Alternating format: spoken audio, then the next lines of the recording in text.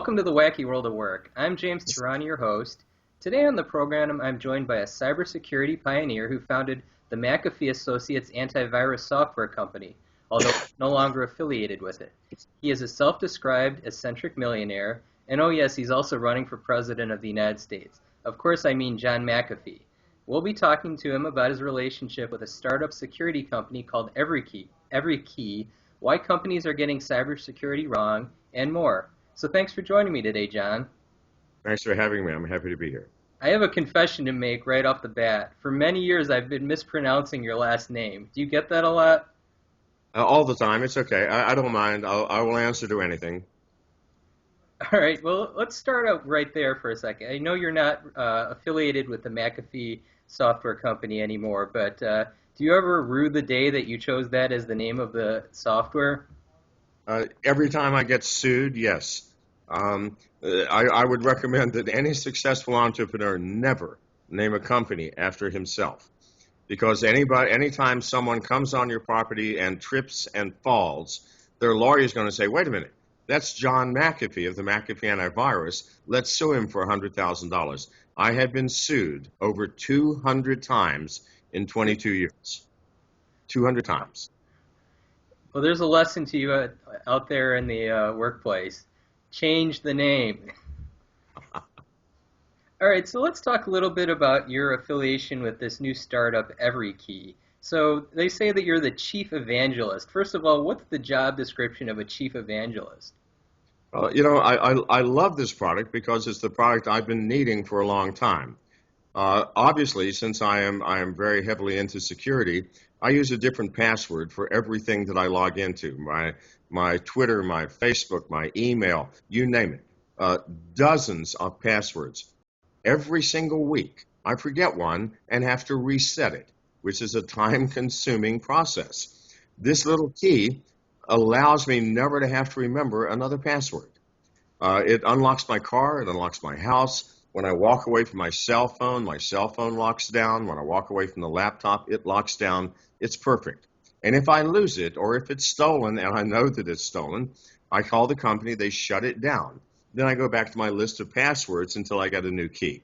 So it's perfect. It really is. The world of passwords has reached its useful life expectancy. Seriously, every different site requests a totally different set of parameters. You must have one capital, two numbers, and a special character. Or you must have, it's insane. So I can't remember these things. I'm 7 years old. So Everykey is the perfect product for me, and I think for many Americans. And it's also certainly the most secure. As long as you keep it on your keychain, you keep your keys with you, nothing can be accessed by anyone else when you're not around. And I think that's very important. So how does it work exactly? Can you explain it to the viewers out there, what exactly it is? Because, I mean, I've seen it, and I kind of get an idea of what it is, but I'd like to get a little better explanation from you. Without giving away any corporate secrets, it's a very simple process. It works via Bluetooth. Bluetooth, as you probably know, has a very short range. Mm-hmm. If I walk 25 feet away, basically the Bluetooth stops working. So Bluetooth connects to your phone, your laptop, your car, your home, whatever you're using, your pad, whatever mobile device you have. When it is out of range, it locks down. Mm-hmm. Absolutely. And it uses military-grade encryption, so no one's going to be breaking into it while you're gone. It's the perfect product. It's a genius product developed by Chris Wentz and a very intelligent and charismatic young man. And all I can say is I'm glad it's around. As soon as I heard about it, I said, hey, let me be your chief evangelist because this is perfect. And it is perfect. And everybody should have one. I think everybody can relate to being in password hell. I mean, we have so many websites we go to, and it's really hard to remember everything. So the one drawback that I'm hearing about the product is if you lost it and you didn't realize you lost it, somebody possibly could grab it and use it to get into your computer or what have you. Let's analyze that. Let's assume you did lose it. Let's say you're in Macy's and you're trying on clothes and you lose it. Someone picks it up. How are they going to identify that little device with you and where you live and where your phone is and where your laptop is? Yes, indeed. That is a risk, but it's an extraordinarily small risk, considering the fact that when you go home and you go to use your laptop, it won't turn on because you've lost your Everykey. You call the company and say, oh my God, I lost the Everykey. They go, don't worry about it. We're locking it down immediately. So it becomes useless to whoever has it. So admittedly, that is a problem, but it is a small problem considering the great gain that we. So let's talk about cybersecurity in general. I mean, you hear it in the news all the time. Companies have been hacked. It seems to me, and maybe you can tell me if this analogy is off, but it seems to me it's almost like trying to plug up a dam. I mean, eventually some water is going to get through, and then there's going to be a flood of information. Is it just a losing battle for companies trying to protect themselves? Well, here's the problem. The problem is the mobile device that you use to call home, your office, whatever. That is the most ubiquitous spy device ever created. Why? Because it is designed specifically, whether you're using iOS or Android or what have you, it is specifically designed to collect information about you. Because information is the commodity of exchange in this world. It's not money anymore. Microsoft did a study last year and found that every man, woman, and child on this planet, information about you is worth about $900 per year. That's where the money is. So Android and iOS are designed to find out where you are, what you're buying, who your friends are, who your contact list is, who you are emailing, and what you are talking about. And if you look at the permissions that you grant the applications that you freely download and do tremendous things for you at no cost, well, my mom and dad told me early on, nothing in life is free. And if it appears free, it's stealing from you. And that's exactly what apps are doing. So this is the problem. Corporations allow this mobile device, your mobile telephone, into the workplace. What madness is that? It is utterly insane. And yet, if they say you can't do it, you're going to find another job, aren't you? Sure. This is the problem. So what can companies do about that? Outside of telling people to throw their... They're all going to have to bite the bullet simultaneously. So that when they say you may not bring your mobile phone into the workplace, you can't find another job that will allow you to do so. I'm sorry. It sounds horrible.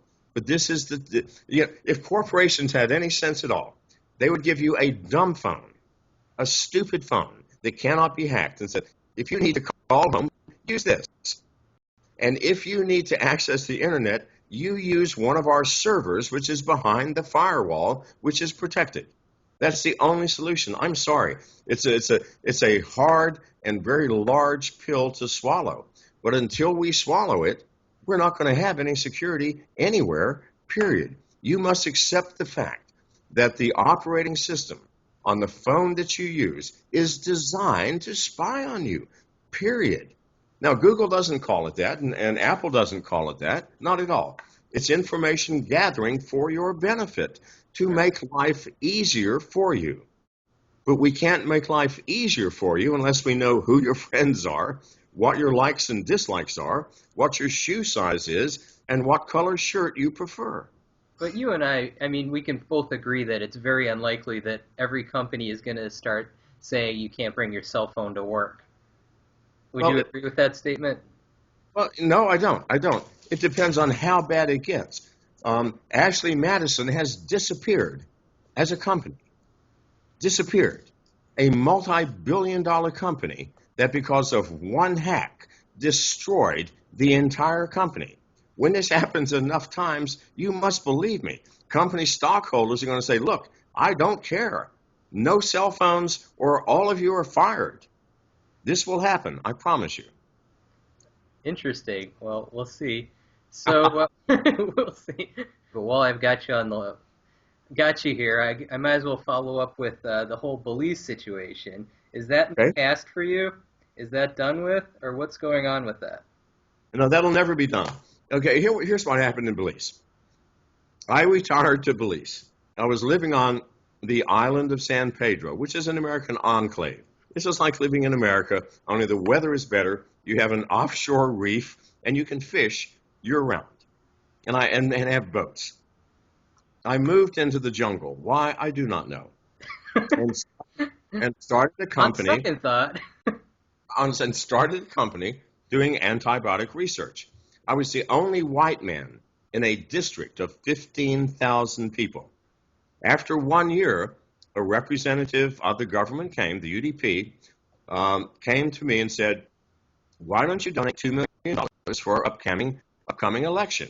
In return, we'll give you 100,000 acres of land along the New River. We'll give you tax breaks. We'll give you everything, women, you name it. I said, I'm 67 years old. I don't need it, but thank you. Mm-hmm. 1 week later, 42 armed soldiers stormed my compound in the jungle, shot my dog in front of my eyes, tortured me for 14 hours, destroyed $500,000 worth of my property, and then left. The following day, that same representative from the UDP came to my property and said, oh my God, what a terrible error. It was somebody else we were looking for. Oh my God, I was so sorry. Have you reconsidered your donation? I said, get the F off of my property. Mm-hmm. Big mistake. I should have written him a check for $2 million and said, thank you. But I was pissed by then. They had shot my dog, destroyed $500,000 of my property and tortured me. That began a war with Belize, during which time I started releasing information on the corruption of that third world government. It ended with the murder of my neighbor, 2 doors down, about 200 yards down the beach, who I am positive was set up by the Belizean government. They then came to me for questioning. They didn't say that I had done anything. They never came to arrest you. They never came to arrest you. They just came to question me. But in Belize, they can arrest you for 50 years for questioning, legally. If they don't get the right answers, they keep questioning you. Mm-hmm. String you up by your heels, put a football helmet on your head, and beat it with a baseball bat until your brains turn to mush. I did not want to submit to that. So I went on the run.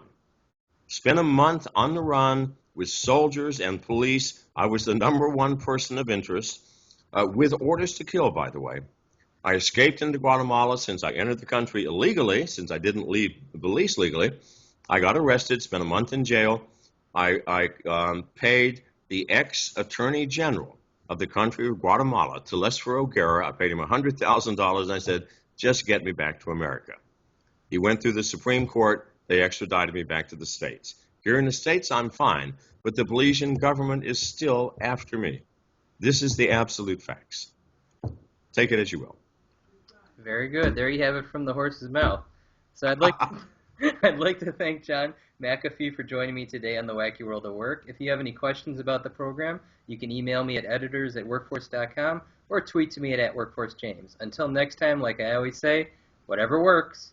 Thanks, John. You're very welcome.